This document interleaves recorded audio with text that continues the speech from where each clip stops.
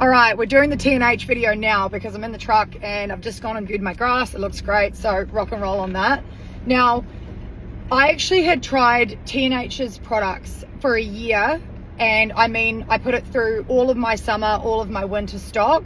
That was including conventional bales of hay and haylage, baleage, and my barren, and also my large round. So that was the net and the wrap included.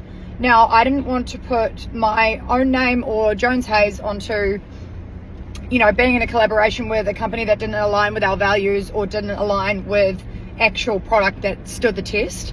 So I put all of the products through their paces, and I think we've got pretty rigorous conditions up here. And so we were baling absolutely everything. The thing for me was that the barren twine stood up, that the wrap on my big round stood up, and honestly, hand on heart, can say that all of them did, and it's never been an issue for us with any of their products.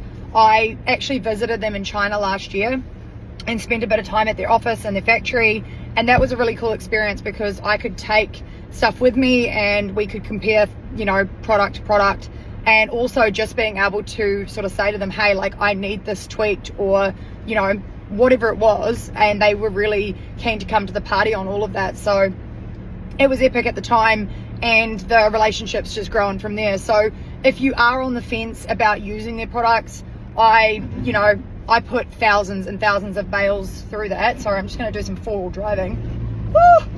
Right, I've got to give it some jandle. We have put a considerable amount of bales through their products, and we've always just come out on top and never ever actually been, holy heck, that's steep. Wow, I'm moonlighting as a four-wheel driver. So, sorry, what was I saying? We've put thousands of bales through. Obviously, hay season alone, what's that? 40,000 conventionals alone, and that was season prior. Then we've also done all of our big winter stock. And the one thing that I will say about this is we did some bales that I gave to a client. Now, I said, if you're not going to use these, I really want to do a test.